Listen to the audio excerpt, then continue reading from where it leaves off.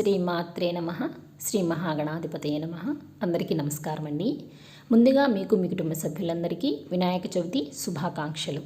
ఈరోజు ఈ వీడియోలో వినాయక చవితి సంపూర్ణ వ్రత కథ గురించి తెలుసుకుందాము. ఈ కథను చదవలేని వారు విన్నా కూడా చంద్రుని చూసిన దోషం తొలగిపోయి నీలాప నిందలనేవి కలగకుండా ఉంటాయి. ముందుగా పసుపు గణపతికి పూజ చేసుకుని ఆ తర్వాత మీరు తెచ్చుకున్న వినాయకుని విగ్రహానికి ప్రాణప్రతిష్ఠ చేసి పూజించిన అనంతరం ఈ కథలు చదువుకొని తలపై అక్షంతలు వేసుకోవాలి. కథను చదివేవారు వినేవారు కూడా చేతిలో అక్షంతలను ఉంచుకొని ఈ కథను చదవటం అనేది ప్రారంభించాలి. వినాయక చవితి వ్రత కథ ప్రారంభం. గజాసుర సంహారం. సూత మహర్షి సౌనకాది మునులకు ఇలా చెప్పారు. గజముఖుడైన రాక్షసుడు తపస్సు చేసి శివుణ్ణి మెప్పించి కోరకూడని వరాన్ని కోరాడు.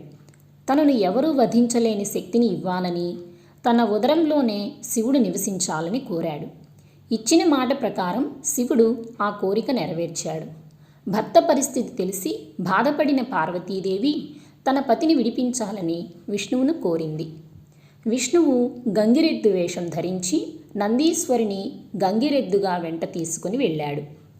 గంగిరెద్దును ఆడించి గజముఖాసురుని మెప్పించాడు.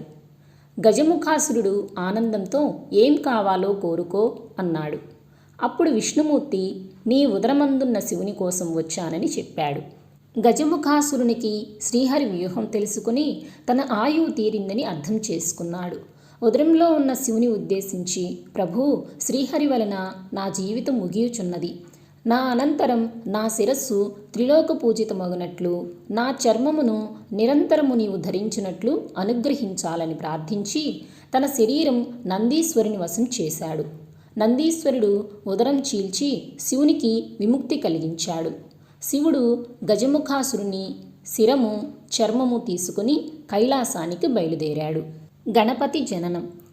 అక్కడ పార్వతి భర్త రాక గురించి విని స్వాగతం పలికేందుకు సన్నాహాలు చేసుకుంటోంది. స్నానాలంకార ప్రయత్నంలో తనకై ఉంచిన నలుగు పిండితో పరధ్యానంగా ఓ ప్రతిమ చేసింది. అది చూడముచ్చటైన బాలుడిగా కనిపించటంతో ప్రాణం పోసింది. అంతకు పూర్వమే ఆమె తన తండ్రి అయిన పర్వతరాజు ద్వారా గణేశ మంత్రం పొందిన పార్వతీదేవి ఆ మంత్ర ప్రభావంతో ప్రాణం పోసి ఆ బాలుణ్ణి వాకిటనందు ఉంచి తను స్నానానికై లోపలకు వెళ్ళింది. ఆ సమయంలో వచ్చిన శివుణ్ణి బాలుడు అడ్డగించాడు. లోపలికి పోనివ్వనని నిలువరించాడు. తన మందిరంలోకి తనను వెళ్ళనివ్వకపోవడంతో శివుడు ఆగ్రహంతో ఆ బాలుడి శిరస్సును ఖండించాడు. జరిగినదంతా విని పార్వతీదేవి చింతిస్తుండగా గజముఖాన్ని ఆ బాలుని మొండానికి అతికించి త్రిలోక్య పూజనీయత కలిగించాడు మహాశివుడు. విఘ్నాధిపత్యం. ఆదిదేవుడు విఘ్నేశ్వరుడు, కానీ శివుని రెండో కుమారుడైన కుమారస్వామి తనకు ఆ స్థానం కావాలని కోరుతాడు.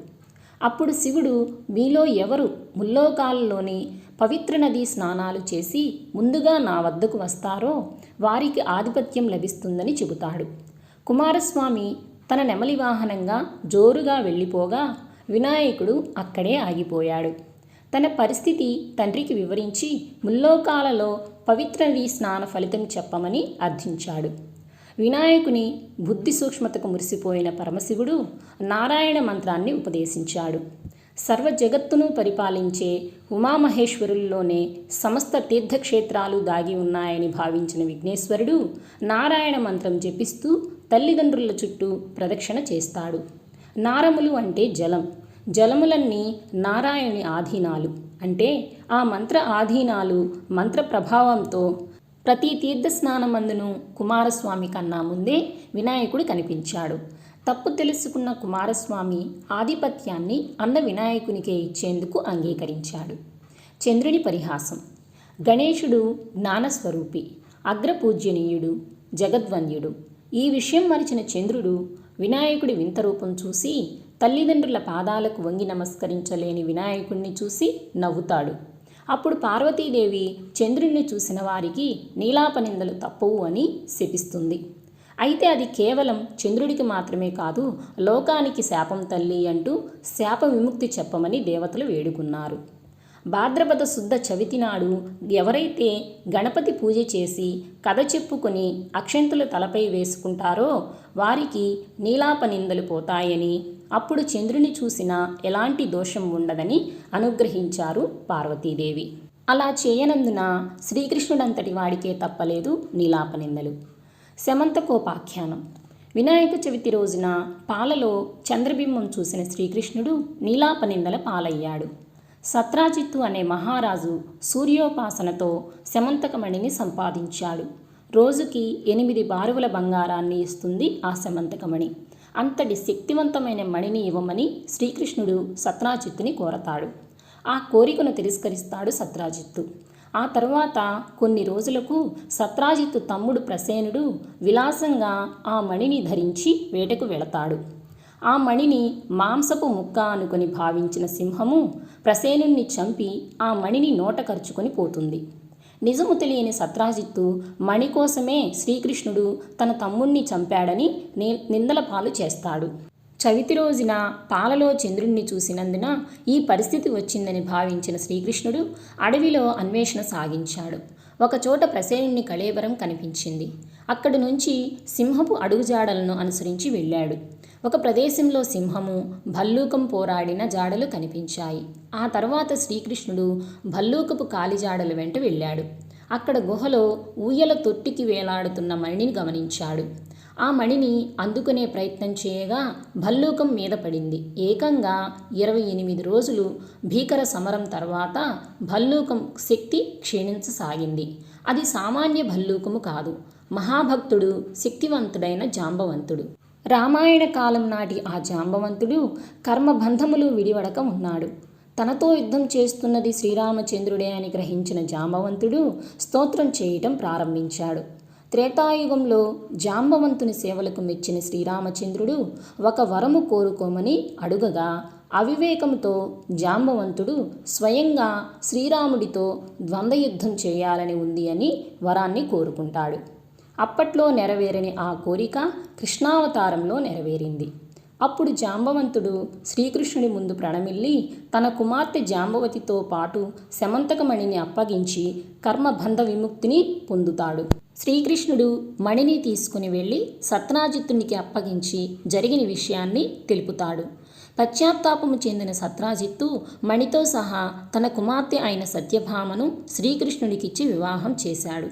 ధర్మజ్ఞుడగు శ్రీకృష్ణుడు మణిని నిరాకరించి సత్యభామను స్వీకరించాడు. వినాయక వ్రతం చేయక చంద్రబింబం చూడటం వల్ల ఈ నిందల మోయాల్సి వచ్చింది అని వివరించాడు శ్రీకృష్ణుడు. అప్పటి నుంచి జగమంతా భాద్రపద శుద్ధ చవితి రోజు వినాయకుణ్ణి యథాశక్తిగా పూజించి శమంతకమణి కథని విని అక్షంతలు శిరస్సుపై వేసుకుంటున్నారు. ఓం గం గణపతయే నమః. చేతిలోని అక్షంతలను కొన్ని స్వామివారి పాదాల యందు ఉంచి మిగిలినవి శిరస్సుపై ధరించాలి. చివరిగా నీరాజనం. చేతిలోకి అక్షంతల్ని తీసుకుని ఈ విధంగా చెప్పాలి. మంత్రహీనం క్రియాహీనం భక్తిహీనం గణాధిప యత్పూజితం మయాదేవ పరిపూర్ణం తదస్తుతే. అంటే నేను చేసిన పూజా విధానంలో లోపం ఉన్నా నా భక్తిలో ఎలాంటి లోపం లేదని అర్థం. గణపయ్యకు 11 గుంజీళ్లు తీసి మొక్కుకుంటే సకల విఘ్నాలు తొలగిపోతాయని భక్తుల విశ్వాసం. వక్రతుండ మహాకాయ కోటి సూర్య సమప్రభ నిర్విఘ్నం కురుమే దేవ సర్వకార్యేషు సర్వదా. ఓం గం గణపతయే నమః. స్వస్తి.